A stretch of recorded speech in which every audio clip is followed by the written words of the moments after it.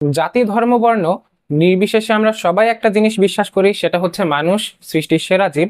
আবার আরেকটা কনসেপ্ট আমাদের মধ্যে বেশ কিছুদিন ধরে কাজ করছে, সেটা হচ্ছে এআই উইল টেক ওভার, অর্থাৎ এআই মানুষের জায়গা দখল করবে। তো মানুষ যদি সৃষ্টির সেরা জীব হয়ে থাকে বা এই বিশ্বাসটা যদি আমাদের মধ্যে থাকে, তাহলে এআই কিভাবে মানুষের জায়গা দখল করবে বা এই কনসেপ্টটা কিভাবে আসলো? অ্যাকচুয়ালি কি মানুষের জায়গা এআই দখল করতে পারবে? আর আপনি কি জানেন এআই এর যে স্বপ্ন বা এই যে কৃত্রিম বুদ্ধিমত্তা, ইলেকট্রনিক যে ব্রেনের কথাটা আসছে, এই স্বপ্নটা মানুষ আজকে দাঁড়িয়ে দেখতেছে না, এই স্বপ্নটা মানুষ দেখেছে আজ থেকে প্রায় 70 বছর আগে, মেলা দিন আগে। তো এই স্বপ্নটা তখন কিভাবে দেখছে, কই থেকে আসছে, কিভাবে প্রশ্ন আসছে মানুষের মাথায়, এই জিনিসগুলো নিয়ে আজকের এপিসোডে আপনাদের সাথে আলোচনা করব। তো আজকের এপিসোডে বেশ কিছু বেসিক জিনিসপত্র নিয়ে আলোচনা করব। Welcome to the series the footprints of AI. আজকের এপিসোডটা হচ্ছে আমাদের footprints of AI first episode. আজকের এপিসোডটা আপনাদের জন্য খুবই ইম্পর্টেন্ট যদি আপনারা ফুল সিরিজটা দেখতে চান। চলুন শুরু করা যাক। তো ভিডিওর শুরুতেই আপনাদেরকে বেশ কিছু ধারণা ক্লিয়ার করতে হবে, সেটা হচ্ছে প্রযুক্তির ধারণা। প্রযুক্তির সাথে এআই কিভাবে সম্পর্কিত, এই ধারণা আপনাকে ক্লিয়ার করতে হবে।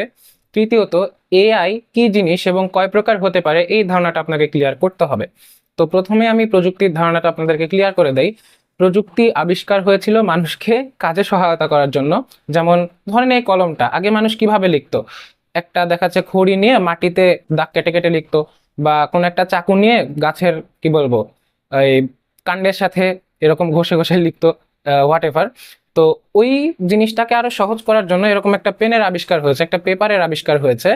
এই আবিষ্কারটাকে আমরা একটা প্রযুক্তি ধরতে পারি, কারণ এটা আমাকে সাহায্য সহযোগিতা করছে আমার কাজে, লিখার লিখার কাজে। হ্যাঁ, তো এখন এই জিনিসটা হচ্ছে প্রযুক্তি। হিসাব নিকাশের জন্য ক্যালকুলেটর আবিষ্কার হয়েছে, যাতায়াতের জন্য ট্রেন, বাস, গাড়ি, তারপরে মেট্রো, এই জিনিসগুলো আবিষ্কার হয়েছে। তারপরে যোগাযোগের জন্য ফোন আবিষ্কার হয়েছে, কম্পিউটার, ইন্টারনেট আবিষ্কার হয়েছে।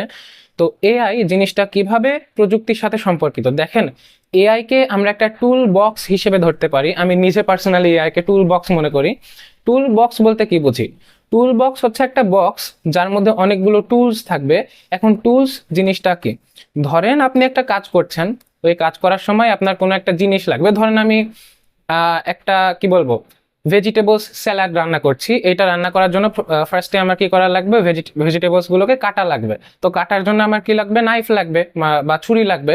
ওই ছুরিটা হচ্ছে আমার একটা টুল। এখন একটা টুল, দুইটা টুল, তিনটা টুল দেখাচ্ছে, ছুরি, তারপরে আমার লাগবে লবণ, তারপরে আমার লাগবে প্লেট।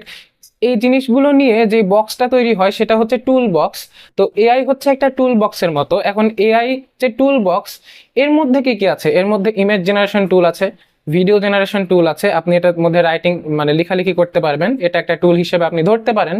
এর মধ্যে আরো বেশ কিছু টুল আছে, যেমন সার্চিং টুল আছে। তো এআই জিনিসটা হচ্ছে এইভাবে একটা টুল বক্সের মতো কাজ করে। এর মধ্যে আপনি আরো প্রচুর পরিমাণে টুলস পেয়ে যাবেন, যেমন অ্যালগোরিদম একটা টুল।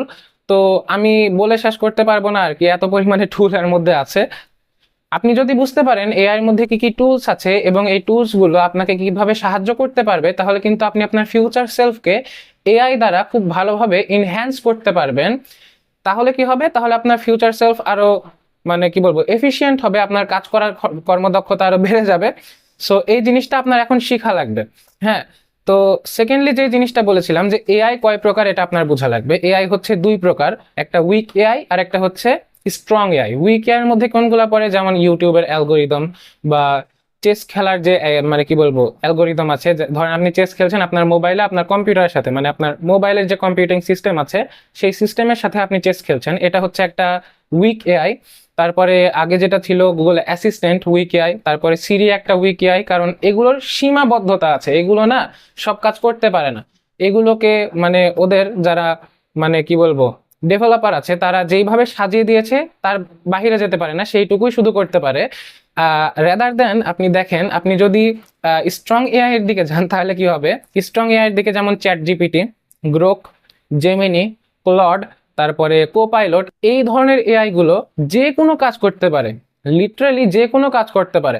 আপনি যদি চান এই এআই গুলোকে দিয়ে খুব ভালো মানের ইমেজ জেনারেট করে নিতে পারবেন। আপনি যদি চান এই এআই গুলোকে দিয়ে খুব ভালো মানের ভিডিও জেনারেট করে নিতে পারবেন। আপনি যদি চান আপনার ওয়েবসাইটের জন্য খুব সুন্দর একটা ব্লগ লিখে নিতে পারবেন, বা ফেসবুক পেজের জন্য একটা ক্যাপশন লিখে নিলেন।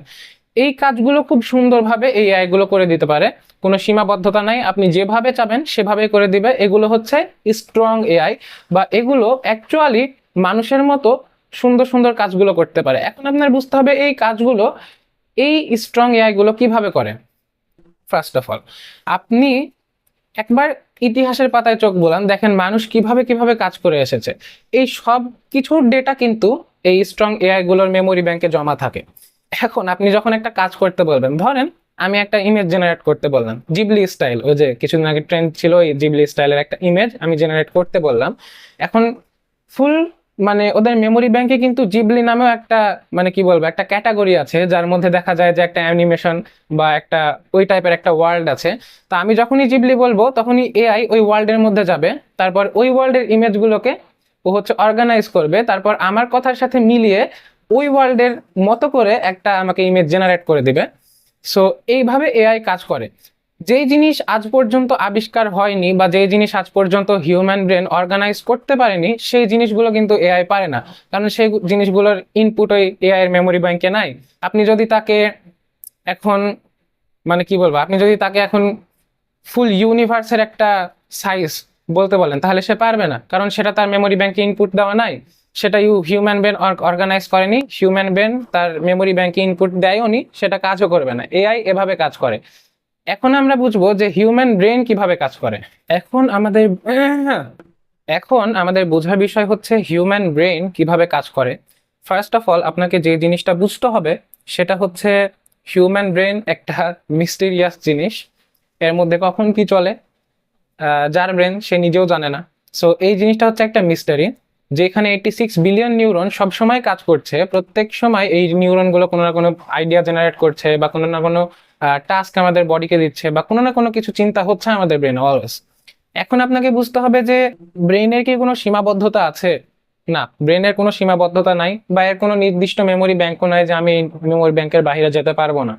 ইউনিভার্সের সাইজ ক্যালকুলেট করার চিন্তা ভাবনা আমার মাথায় আসবে, আমি ইউনিভার্সের সাইজ চিন্তা মানে ক্যালকুলেট করার জন্য অনেক আইডিয়া জেনারেট করতে পারবো, নতুন নতুন যে আইডিয়াগুলো আজ পর্যন্ত পৃথিবীতে কেউ আনতে পারেনি, বা আজ পর্যন্ত পৃথিবীতে আবিষ্কারও হয়নি। এই আইডিয়াগুলো আমার ব্রেন থেকে আসতে পারবে, কিন্তু এআই ওই আইডিয়াগুলো বের করতে পারবে না। এআই এর এই জায়গাতেই সীমাবদ্ধতা। আজ পর্যন্ত মানুষ যেইভাবে চিন্তা করেছে, মানুষের মাথায় যে যে ফিলোসফি এসেছে, মানুষের মাথায় যে যে চিন্তা এসেছে বা চিন্তন এসেছে, সেই জিনিসগুলোই এআই এর মধ্যে আছে। অ্যান্ড এটাই হচ্ছে এআই এর সীমাবদ্ধতা। এআই কিন্তু একটা লিমিটেড জিনিসের মধ্যে আছে, বা এআই আজ পর্যন্ত ইতিহাসে যে জিনিসগুলো এক্সপ্লোর করা হয়েছে, সেই এক্সপ্লোর করা জিনিসগুলোর মধ্যেই কিন্তু আপনাকে আইডিয়া দিতে পারবে, বা সেই এক্সপ্লোর করা আইডিয়াগুলোকে কম্বাইন করে নতুন আইডিয়া বানিয়ে আপনাকে দিতে পারবে, বা আপনাকে ডিসিশন নিতে সহযোগিতা করতে পারবে। কিন্তু যে আইডিয়াগুলো আপনি নতুন করে তৈরি করতে চান, বা যে ফিলোসফিগুলো নতুন করে দিতে চান, সেই ফিলোসফিগুলো কিন্তু এআই দিতে পারবে না। বা এআইকে আপনি আলাদাভাবে চিন্তা করতে বলবেন, জাজমেন্টাল চিন্তা করতে বলবেন, এটা কিন্তু এআই এর নাই। আপনাকে দেখা যাবে একটা তুলনামূলক জিনিস দেখাইতে পারে, কিন্তু জাজমেন্টাল জিনিসটা এআই এর মধ্যে নাই। অ্যান্ড এআই এর মধ্যে আরেকটা জিনিস নাই, যেটা হচ্ছে ফিলিংস। ফিলিংস কিন্তু মানুষের মধ্যে আছে। আপনি হ্যাঁ, এআই কে দিয়ে অনেক ফিলিংস এর জিনিসপত্র লিখে নিতে পারবেন, যেমন আমার যদি অ্যাংরি ফিলিংস লাগে তাহলে আমি অ্যাংরি ফিলিংস লিখে নিতে পারবো, ইগো ফিলিংস লাগলে ইগো ফিলিংস লিখে নিতে পারবো, লাভ ফিলিংস লাগলে লাভ ফিলিংস লিখে নিতে পারবো। বাট এআই কিন্তু ওই জিনিসটা ফিল করতে পারে না, আপনি ফিল করতে পারেন। আপনি সকালবেলা ভোরের আলো দেখে যে জিনিসটা ফিল করেন, এআই ওই জিনিসটা ফিল করে না। এটাই এআই আর মানুষের মধ্যে পার্থক্য। ওই জন্যই শুরুতে বলেছিলাম যে মানুষ হচ্ছে সৃষ্টির সেরা জীব। এইটা আমরা জাতি ধর্ম বর্ণ নির্বিশেষে সবাই বিশ্বাস করি। অ্যান্ড এইটাই হবে। এআই হচ্ছে মানুষ আবিষ্কার করছে এই জন্য না যে মানুষকে টেক ওভার করবে, এই জন্য যে যে জিনিসগুলো পৃথিবীতে আজ পর্যন্ত আবিষ্কার হয়েছে সেই জিনিসগুলো যাতে আমরা সহজে অ্যাক্সেস করতে পারি, সেই জিনিসগুলো যাতে আমরা সহজে সার্চ করতে পারি, সেই জিনিসগুলোর মধ্যে যাতে আমরা সহজে ডিসিশন নিতে পারি, এই জন্যই এআই আবিষ্কার হয়েছে। অ্যান্ড এআই ভালো কিনা খারাপের যুক্তি হয়তো বা আপনাদের মাথায় অনেক আসবে, বাট এইটা নিয়ে এখন বিতর্ক করেও না কোনো লাভ নাই আসলে। কারণ এআই একবার হচ্ছে উত্থান ঘটে গেছে, এটার উত্থান ভবিষ্যতেও ঘটবে। অ্যান্ড এইটা ভবিষ্যতে আমাদের একটা চালিকা শক্তি হয়ে যাবে। আপনি যদি এখন এইটা নিয়ে আর্গুমেন্ট করেন যে এআই ভালো কিনা খারাপ, তাহলে আপনি ব্যাকডেটেড হয়ে যাবেন।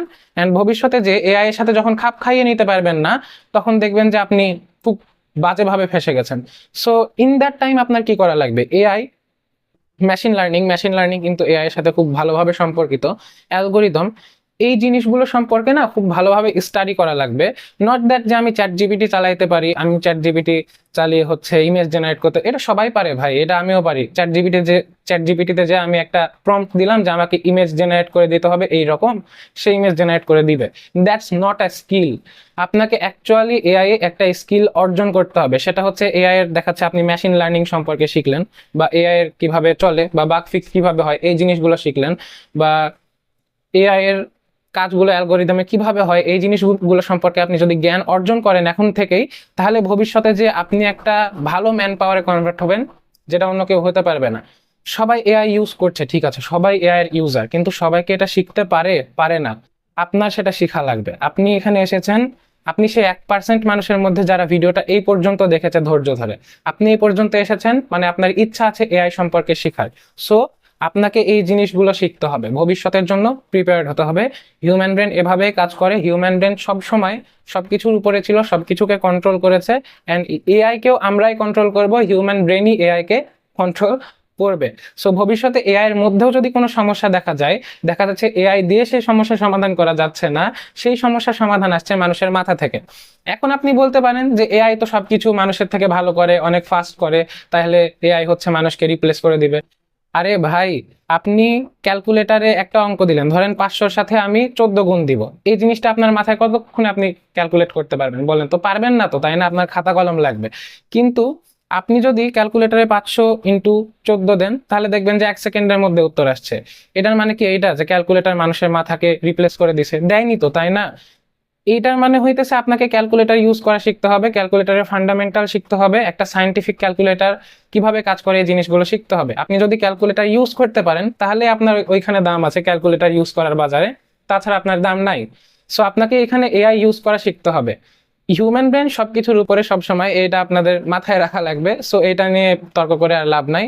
আপনারা হচ্ছে আপনাদের নিজেদের ব্রেনকে ট্রেন করেন। আপনাকে মানে এআই কে ট্রেন করতে চান নাকি আপনার ব্রেনকে ট্রেন করতে চান, এটা আপনার উপর। আপনি যদি এআই কে ট্রেন করতে চান তাহলে এআই এর উপর নির্ভরশীল হয়ে যাবেন, আর যদি ব্রেনকে ট্রেন করতে চান তাহলে এআই সম্পর্কে লার্ন করে এআই এর ঊর্ধ্বে চলে যাবেন, যে এটা দ্বারা আপনি আপনার ব্রেন দ্বারা আপনি এআই কে কন্ট্রোল করতে পারবেন।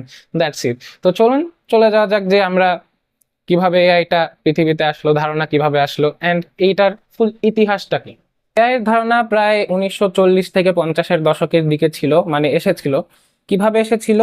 অ্যালান টার্নিং নামে একটা লোক বা একটা বিজ্ঞানী বা ফিলোসফার যাই বলেন, সে তার মাথায় একটা প্রশ্ন এসেছিল, অনেক পাওয়ারফুল একটা প্রশ্ন এসেছিল। সেটা হচ্ছে যে আমরা মেশিন ইউজ করি, আমাদের যে ইঞ্জিন আছে, এই ইঞ্জিনগুলো যদি মানুষের সাথে কথা বলতে পারে অ্যান্ড মানুষকে এই ফিলিংসটা দিতে পারে যে আমি ইঞ্জিন না, আমি একটা মানুষ তোমার মতো, তাহলে কি হবে?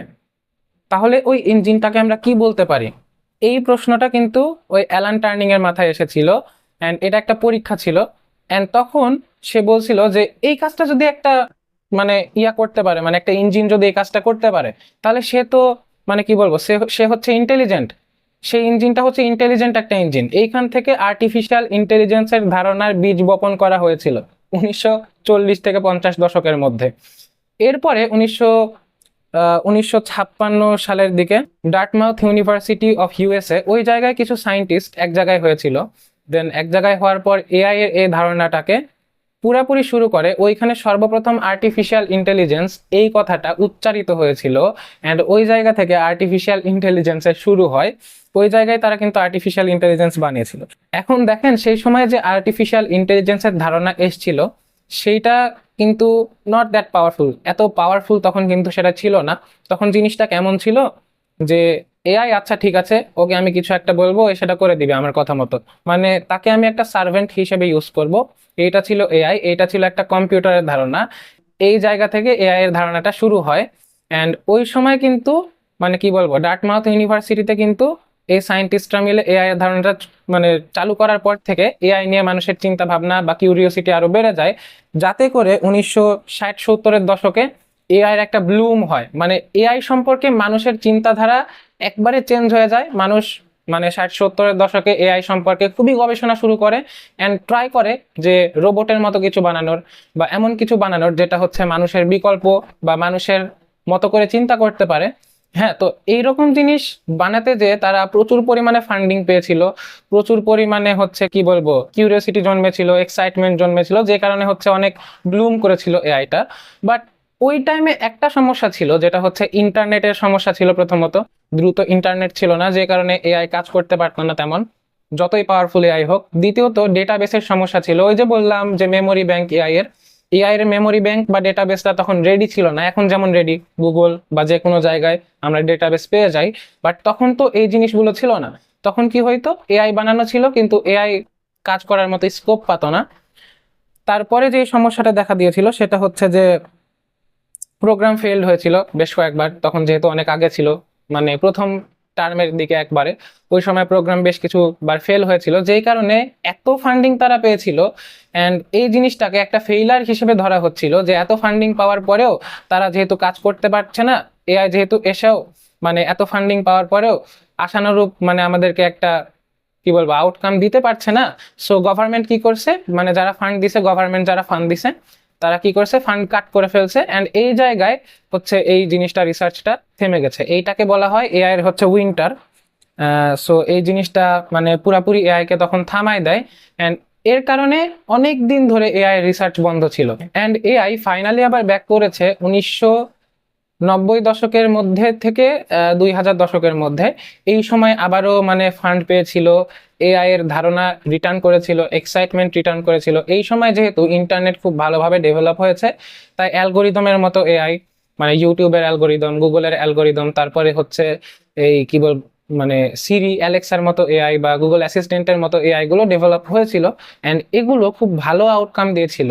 এগুলোর সাথে আগে মানুষ কথা বলে মজা করতো। আমার নিজেরও মনে আছে, আমি যখন একবারে ছোট ছিলাম, ওই ফোনের হোম বাটন চেপে ধরে থেকে ওই যে অ্যাসিস্ট্যান্ট আসতো, ওর সাথে মানে মেলা কথা বলতাম একবারে। মানে কি বলবো, তখন ওই জিনিসটাই অনেক মানে বড় কিছু ছিল। সো এই জিনিসটা যে এত ভালো পরিমাণে একটা সাকসেস এনে দিয়েছে, ওই সময় যে এটা একটা এত বড় একটা সাকসেস ছিল, এই কারণে মানুষের এক্সাইটমেন্ট আরো বাড়তে থাকে। ওই যে 2000 সালের পর থেকে তারপরে এক্সাইটমেন্ট বাড়তে থাকে, ফান্ডিং বাড়তে মানুষ আরো বেশি রিসার্চ করতে থাকে এআই এর উপর। তো ধীরে ধীরে 2000 সালের পর থেকে আজ পর্যন্ত এআই এর এত পরিমাণে উন্নতি হয়েছে যে গ্রক, চ্যাট জিপিটি, তারপরে জেমিনি, ক্লড, তারপরে কি বলবো কোপাইলট, এই ধরনের এআই গুলো খুব ভালোভাবে ডেভেলপ করতে পেরেছে।